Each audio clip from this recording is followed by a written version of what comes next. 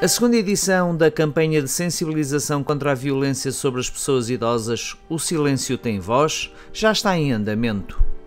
Esta campanha, que decorreu em várias escolas do norte do país, envolvendo vários professores e alunos, e contou com a participação de 57 agrupamentos escolares, num universo de mais de 14.500 alunos, considerando que os jovens são um ativo fundamental para a transformação da sociedade no que concerne à mudança de mentalidades para a construção de uma sociedade mais justa e inclusiva.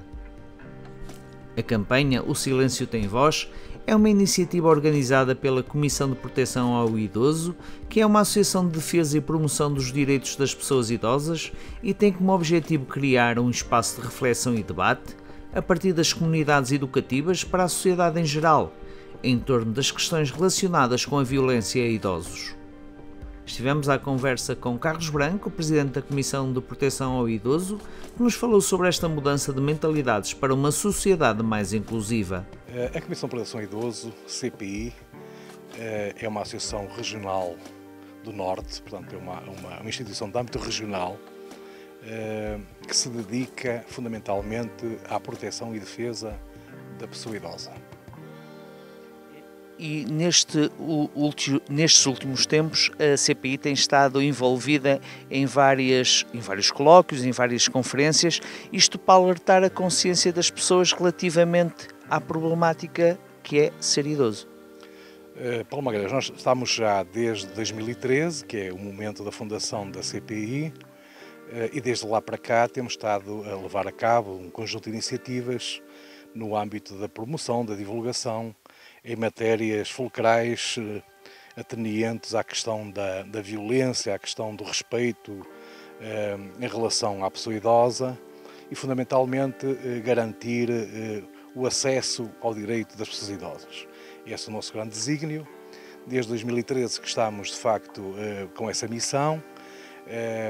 De resto, aliás, como todos conhecem, a CPI é um movimento da sociedade civil, um grupo de profissionais de várias áreas disciplinares, do direito, depois compõem os nossos órgãos sociais, os magistrados, profissionais no âmbito da psicologia, do serviço social, e mantemos naturalmente um conjunto de protocolos muito alargado com o Ministério Público, com as autarquias, com as universidades, com as misericórdias e com todas as associações da sociedade civil, no sentido de levar a cabo este nosso grande desígnio, que é, de facto, a promoção e a proteção da pessoa idosa.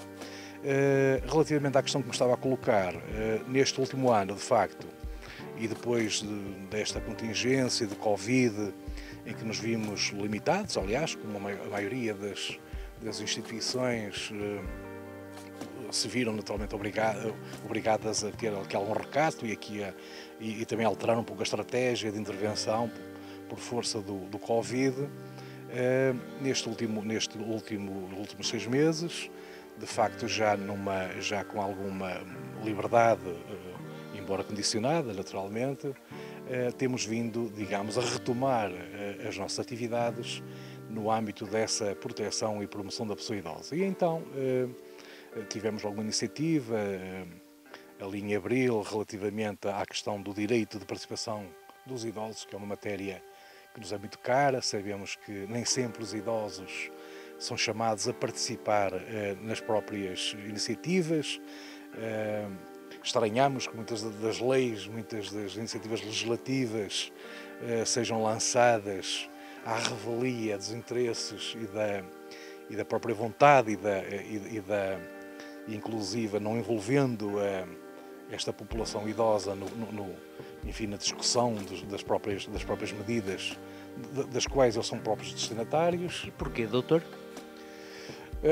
Paulo, isto já vem, há uma cultura relativamente que nós temos e este país não é para velhos, não é? Os idosos, se quisermos, é um grupo excluído da sociedade. Evidentemente, quando falo de idosos, não estamos a falar de todos os idosos, porque é um grupo muito heterogéneo. Temos idosos já naturalmente com literacia, já esta nova geração de idosos que domina as redes as redes digitais, e com isso nós também não nos preocupamos, porque são capazes de eles próprios reivindicar os seus direitos, de eles próprios tratarem dos seus assuntos. Nós estamos aqui, de facto, com uma preocupação muito grande, que é o que são os idosos, este grupo que nós consideramos mais vulnerável, que são os grupos de idosos do interior, pessoas que estão mais isoladas, que não dominam as redes de informação e que estão votadas, digamos, ao abandono, e que as próprias instituições também não se preocupam muito com eles. Aliás, este grupo, este movimento, surgiu pela consciência que tínhamos que, de facto, os idosos nem sempre tinham as atenções dos organismos públicos e privados também, da sociedade civil, as atenções que deveriam ter. Portanto, e daí que nós surgimos com este movimento no sentido de repor aqui alguma dignidade e de fazer algum trabalho no sentido de chamar a atenção da sociedade, de abanar a sociedade para este flagelo que é vermos idosos completamente abandonados, alguns inclusive morrem abandonados das suas casas e só ao fim de alguns dias é que se descobre que estão mortos nas suas casas. E de facto é para esse tipo de situações, e mais também no âmbito, numa linha muito de intervenção, que nós queremos atuar muito na prevenção, de forma a que esse tipo de problemas não aconteçam. E daí o nosso trabalho e esta dedicação, um grupo excepcional, todos os colaboradores estão neste projeto pro bono, com uma entrega total, com um altruísmo incrível nesta causa dos direitos humanos relacionados com as pessoas idosas. E é nisto que estamos. Agora, esta questão porquê é de facto pertinente, porque nós não temos uma cultura de apoio aos idosos. E há um preconceito em relação aos idosos. Todos nós sabemos que os idosos são muitas vezes encarados como um fardo pesado para a sociedade, porque são consumidores de recursos sociais, são eles que ocupam as filas de espera no centro de saúde e que tiram lugar aos mais novos, que deveriam dar lugar aos mais novos na questão da empregabilidade, o que é tudo falso, naturalmente. São um conjunto de estereótipos e preconceitos que se vão desenvolvendo, mas que realmente acabam por criar uma certa marca e um certo desconforto na sociedade.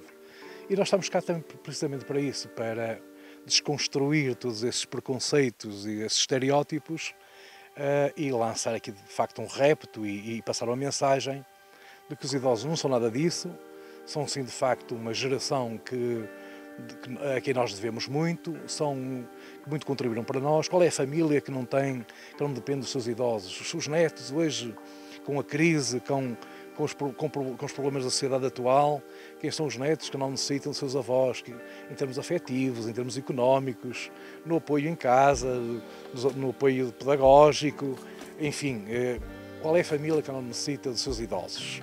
Mas nestes últimos 2 anos com a pandemia, também os idosos sofreram com essas famílias.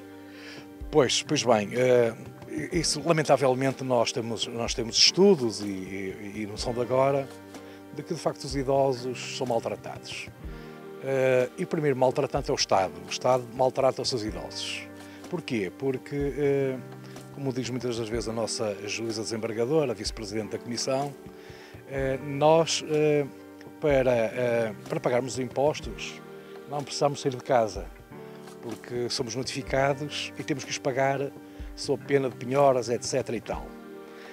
Do ponto de vista dos direitos, temos direitos se não os reclamarmos e se não fizermos um calvário a reclamar, a monitorizar todo o processo, quando temos o requerimento, etc. e tal, dificilmente os direitos dos quais somos beneficiários dificilmente chegam a casa se não houver esse trabalho profícuo, se não houver esse acompanhamento. E os idosos, precisamente, muitos deles não têm capacidade para acompanhar esses processos, não dominam a informação e não recorrem muitas das vezes, de facto, inclusive aos próprios direitos sociais que têm.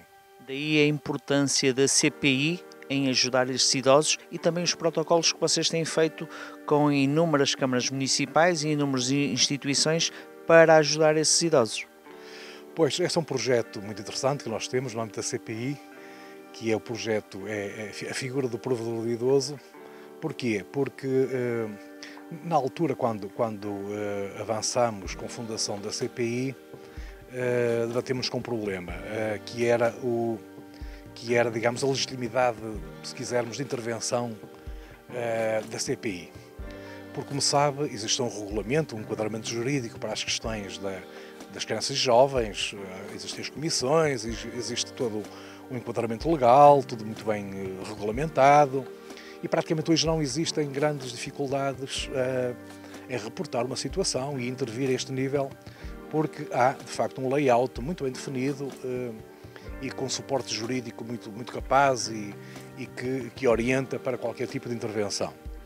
Já no que diz respeito aos idosos, de facto, e por isso é que eles não têm a atenção que merecem, não existe nada. Portanto, este tipo de comissão é um movimento da sociedade civil e que não tem qualquer enquadramento jurídico, e daí que, por muita vontade que houvesse por parte dos fundadores e por parte de todos os parceiros, no objetivo comum de levar a cabo este tipo de iniciativas, esbarrávamos com um problema que era o problema da legitimidade, da autoridade em termos de intervenção. E então, desde logo, e depois muito trabalho, de auscultação também, de workshops que realizamos na Segurança Social, nos tribunais, etc., chegámos à conclusão de que o caminho seria fazer esta intervenção através de um suporte duplo, digamos, que era, por um lado, os municípios e, por outro lado, o Ministério Público. E então definimos uma estratégia que foi definir e convidar, naturalmente, o Ministério Público para protocolizar connosco, enfim, um conjunto de intervenções no âmbito desta proteção e defesa da pessoa idosa, e depois no âmbito dos municípios, entendendo de que nos municípios, apesar de haver uma rede social e haver um conjunto de interlocutores que naturalmente se preocupam com as questões do envelhecimento e dos mais velhos, está tudo naturalmente muito orientado para as respostas sociais tradicionais, mais clássicas, que são os lares da terceira idade, os centros de dia, etc. Mas nesta questão dos direitos, nesta questão da proteção, nesta questão da prevenção deste tipo de situações, não existia nada.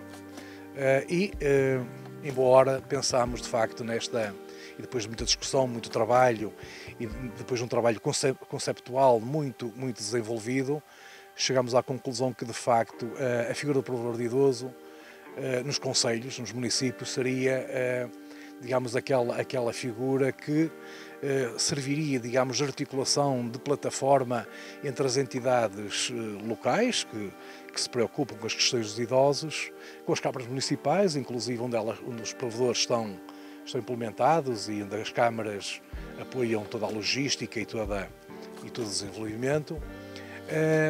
E de facto os resultados têm sido maravilhosos. Temos vários provedores já em vários concelhos. Nesta primeira fase estivemos preocupados com a implementação em concelhos piloto, aqui mais do interior e também alguns mais no centro urbano, para podermos fazer aqui, digamos, um estudo, digamos, e o paralelismo entre aquilo que são as realidades mais rurais e as realidades mais urbanas. E agora estamos a replicar, de facto, esse trabalho, implementando de uma forma mais alargada em todos os concelhos do Norte esta figura de provedor de idoso. Como é que as pessoas podem recorrer à CPI? Os idosos que acompanham a VMTV, como é que eles podem recorrer a vocês para resolver algum problema? Podem recorrer temos um site na internet, www.cpi Idosos, e podem, naturalmente, nos concelhos onde existe provedor, que é o caso de Guimarães, o caso de Póvoa de Lanhoso, Vieira do Minho, Amares, Terras de Bouro, muito brevemente em Vila Verde, em Faf, e vamos naturalmente alargar a outros concelhos. Vamos caminhando de acordo também com os recursos existentes e de acordo com as potencialidades que temos, não é? Mas nestes concelhos onde já existe o provedor de idoso, podem fazê-lo naturalmente junto das câmaras municipais onde existe o provedor de idoso. De resto, nós estamos sempre disponíveis para qualquer situação que nos queiram reportar ao nível do norte do país. Nós abrangemos 5 distritos do norte, portanto o Porto, Vila Real, Bragança, Viana do Castelo e Braga. Portanto, essa é a área de intervenção e estamos cá para, embora a nossa sede seja em Braga, estamos cá naturalmente para incitar as diligências que forem necessárias, quer no sentido do aconselhamento, quer no sentido de reportar ao Tribunal, ao Ministério Público, com quem temos uma linha direta por via do protocolo que falei, determinadas situações e acompanhamento, inclusive, de situações que já estejam referenciadas e que nos sejam encaminhadas, nós podemos depois também acompanhar e reforçar naturalmente as queixas e etc., no sentido de apoiar estas pessoas que são muito vulneráveis e muitas das vezes são isoladas, estão sós e precisam de ajuda de alguém.